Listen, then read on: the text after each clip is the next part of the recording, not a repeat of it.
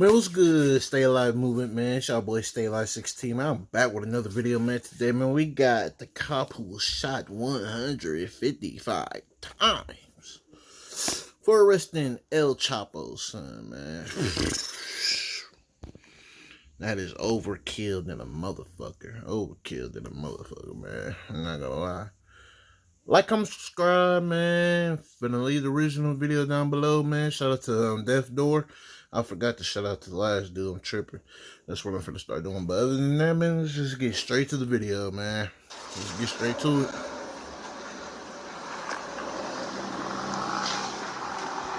Ooh, I'm gonna get in trouble with YouTube for this, man. For real. Because YouTube too soft nowadays. Like, real stuff, bro. I ain't gonna lie to you, man.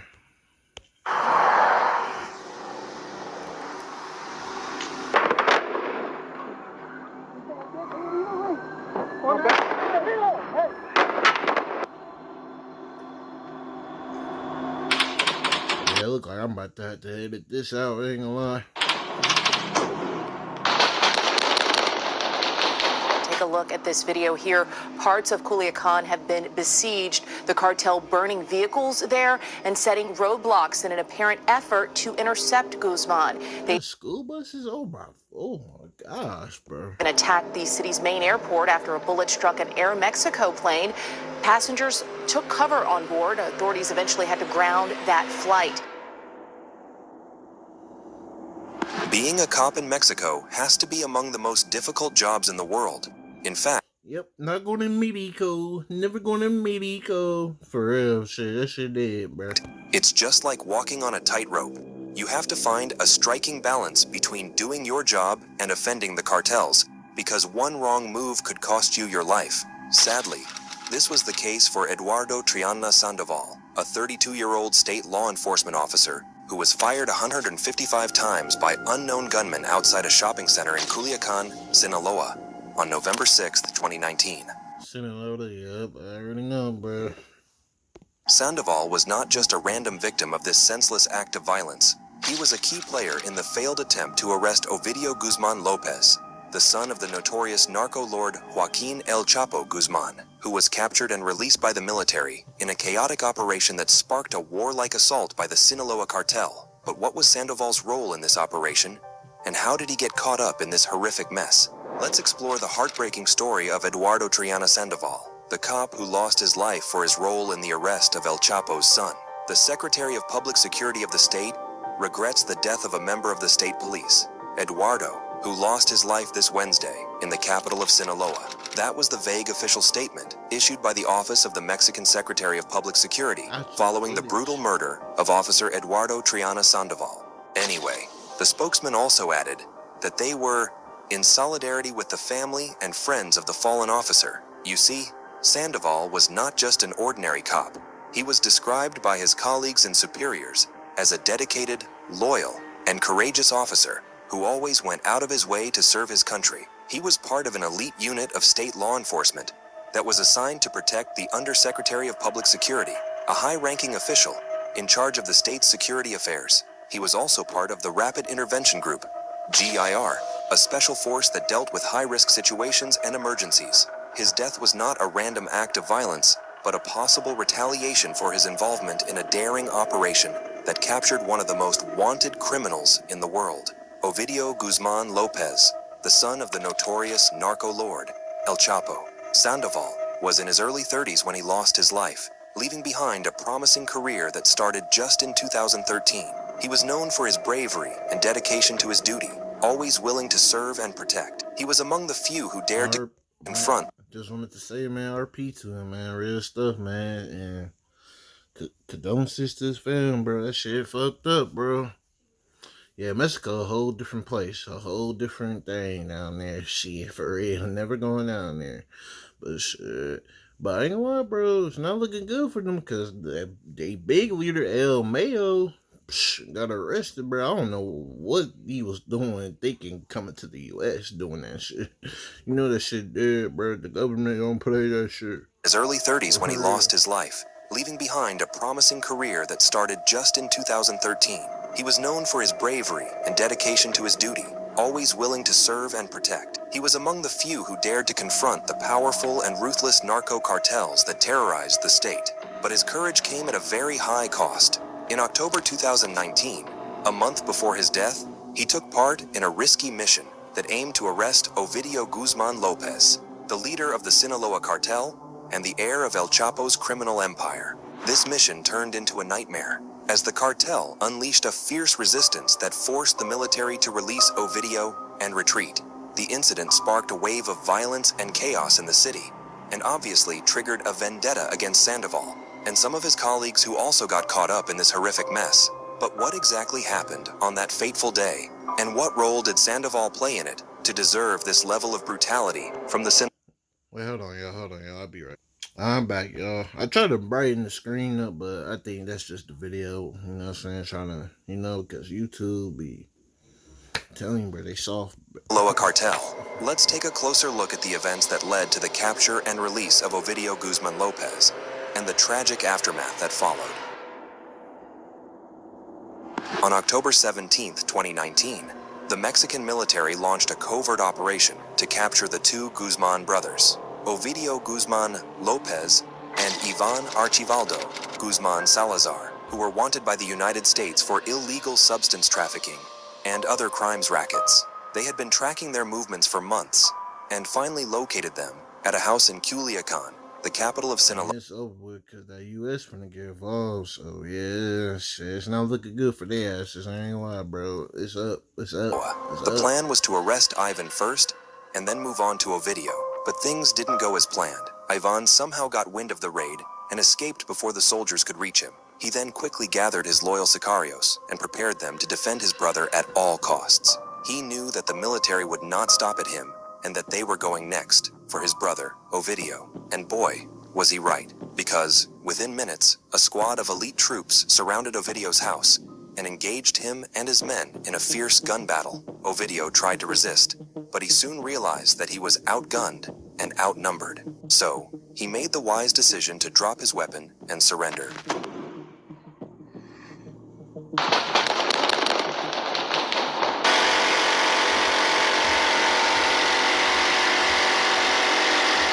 I imagine Ovidio must have thought that this was going to be the end of the road for him, because he couldn't have counted on how far his brother would be willing to go to make sure he was not captured that day. But Ivan was not going to let his brother go without a fight. So, he ordered his sicarios to unleash hell on Culiacan until Ovidio was freed. They set up roadblocks, burned dozens of vehicles, attacked planes at local airports, and freed about 49 inmates from the local prison. Within hours, Culiacan was transformed into a war zone, and the sicarios had one clear message for the government. Release Ovidio, or your men will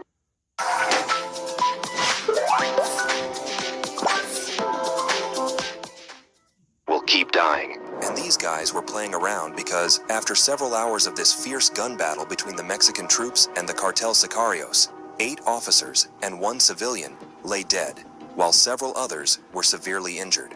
Others were abducted and held hostage. The cartel even imposed a curfew on the city and warned that anyone who violated it would be sent on an immediate journey to the afterlife.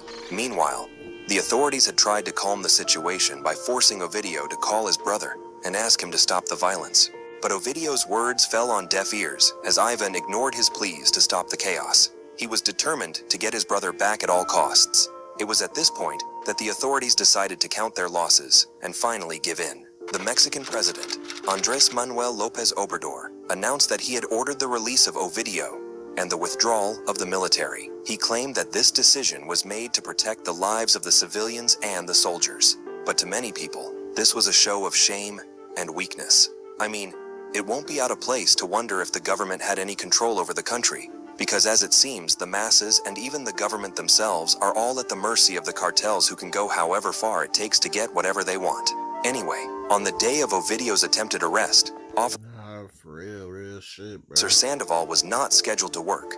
Nonetheless, he decided to show up at the State Police Command Center when he heard the news of this major operation that was taking place in the city. According to official accounts, Sandoval wasn't directly involved in the arrest of Ovidio Guzman Lopez, but he was on lookout duty, and he did travel to the prison, where it was said that inmates had escaped. Later that day, He also accompanied the chief to the Aguarudo Penitentiary, local prison from where the inmates escaped.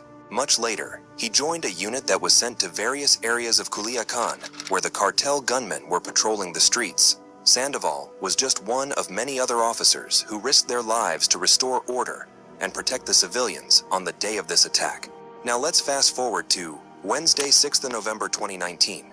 About 3 weeks after Ovidio's failed arrest attempt, Sandoval had just finished his shift at about 7 p.m. 15 minutes later, he recorded this video in his car that captured what would be his last moments before driving to a nearby mall where he was presumably going to do some shopping or meet someone. Video from a nearby CCTV camera showed the moment the officer pulled in white sedan car. Almost immediately, another red sedan followed and pulled up beside him. Within seconds, 2 armed men jumped out of the red sedan and opened fire at his car while he was still inside. These men reportedly discharged at least 150 rounds of bullets on the officer's car before speeding away. And you know, of course, no one would survive that hell of a bullet, not even if they were dressed in a bulletproof suit. The whole attack lasted less than 30 seconds, but it was enough to end the life of this brave law enforcement officer. Following this attack, it was widely believed that Triana Sandoval's murder was a retaliation by the Sinaloa cartel for his role in the events of October 17th.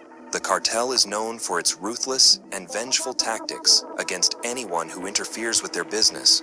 Man, that shit is just so crazy how much power they got in Mexico, bro, to the point even the government, even the president gave in, just quit it, bro, just gave in, bro. That shit crazy, bro.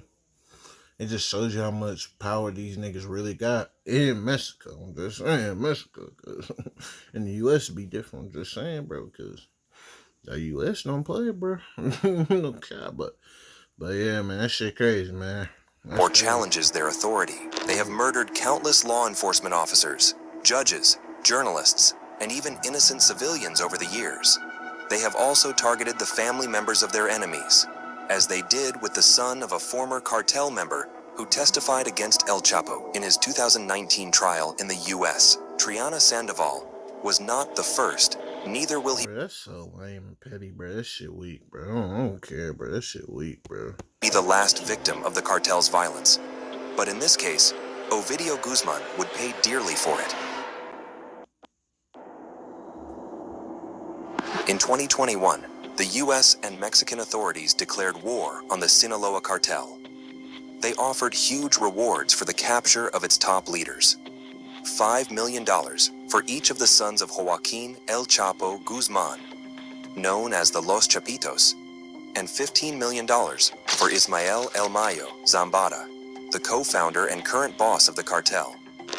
In 2021, the State Department had offered a $5 million reward for any information that led to Ovidio Guzman's arrest. And tonight, U.S. officials say his capture is a significant blow to the Sinaloa cartel. But the Los Chapitos, Yeah, it's over with. I ain't gonna lie, bro. The U.S. got involved, it's over with. especially Ovidio and Ivan, seemed to enjoy the attention. They didn't hide or lay low. Instead, they continued to flaunt their extravagant lifestyle on social media, boasting about their gold-plated weapons, stacks of money, and fancy cars.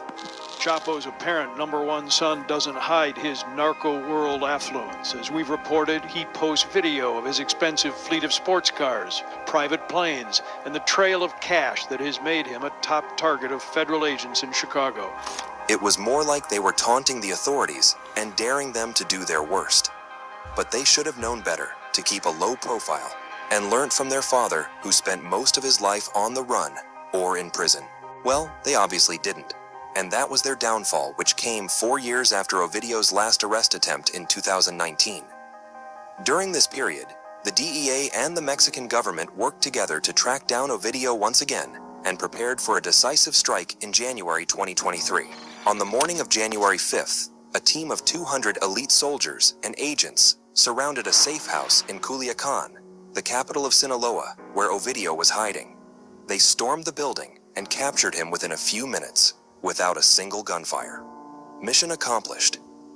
The operation was a successful and flawless one. But as the news of his arrest got out, all hell broke loose as the cartel unleashed another wave of violence across the city, attacking security forces and civilians alike. But his arrest didn't come without chaos. The cartel reacted violently by setting vehicles on fire, blocking major roads out of the city, and even opening fire on a military plane as it was arriving at the airport, forcing passengers inside this commercial flight to duck for cover. They blocked the roads as they did in 2019, set fire to vehicles, and freed dozens of prisoners. They even stormed the airport and opened fire at an Aeromexico aircraft with passengers on board. Ovidio Guzman, the son of the infamous crime and drug lord known as El Chapo, was taken into custody early morning in Culiacan, Mexico, home to the Sinaloa cartel. The prominent cartel leader is believed to have played a role in drug trafficking and the production of fentanyl, which has made its way through the southern border in record amounts, enough to kill every person in America. It was a bloodbath, and in a matter of minutes, 29 people were dead, including 10 law enforcement officers. But no matter how many more people they would go on to murder, the authorities would not be intimidated and cajoled into letting him go again this time like they did in 2019. Ovidio Guzman was ultimately arrested on January 5, 2023, and transported by a military helicopter to Altiplano prison, the same high-security prison in Mexico that his father had escaped from twice. 8 months later, on September 15th, the Mexican government extradited him to the United States. As he flew over the border, I imagine he would probably be wondering what would become of him from there. I mean, his father is already locked up in the most secure prison in America, the ADX Florence Supermax. Would he join him there? Or does a different fate await him? Well, the truth is, no one knows for sure. His case is still ongoing. I know it's probably gonna be different, that's for sure. Tell me, bro, because they in the U.S., bro, like, what, like, the shit they do in Mexico, like how they be building their own prisons and shit, breaking out the prisons shit, that shit ain't gonna happen in the U.S., bro. They gonna treat them just like, they, like, when they go to prison in Mexico, bro, them niggas be treated like kings and shit, but in the U.S., bro, it doesn't matter who you are, bro. It doesn't matter, bro. They gonna treat you like an inmate, bro. Real shit, bro. Gonna treat you like a regular nigga, bro. Yeah, man, they fried, bro. And the outcome is uncertain. But if he ends up in the same prison as his father, he shouldn't expect any happy family reunion, because he won't even get to see his father. The Supermax is a place of isolation and misery, where inmates spend 23 hours a day in solitary cells, with no human contact. They are shackled and monitored at all times, even during their 1 hour of exercise. They eat alone, and they only get to socialize with other prisoners in the last 3 years of their sentence. But for El Chapo, who got a life sentence, and Ovidio, who could get one too, that privilege will never come. Do you think Ovidio's eventual arrest and incarceration serve as any form of justice for the death of Officer Eduardo Triana Sandoval? Please feel free to share your thoughts with us in the comments below. And if you have enjoyed this video, please do well to give it a thumbs up, and don't forget to subscribe to our channel. Hey, for sure, man. Like, comment, subscribe to them, man. I ain't got much to say, bro. They should just move different on some real shit. Kept low. And one thing for sure, they should have never fucked with the U.S., bro. Once the U.S. on your eyes, bro, it's over with for them, bro. Real shit, bro. I don't know what they was thinking, bro. I don't know what they was thinking about playing the U.S., bro, because, bro. Hey, man, they fried to the motherfucker. They fried, man. Like, comment, subscribe, man. I hope y'all enjoyed this video, man. I hope I can upload this video because that shooting and fires, vehicles on fires, I know YouTube gonna be tripping, bro. I know they're gonna age restrict my shit, bro. I know it, bro. Even though this shit ain't age restricted, though. Either way, man, like, comment, subscribe to y'all, man. I love y'all, man. Stay safe, man. I'm out, man. I'm out.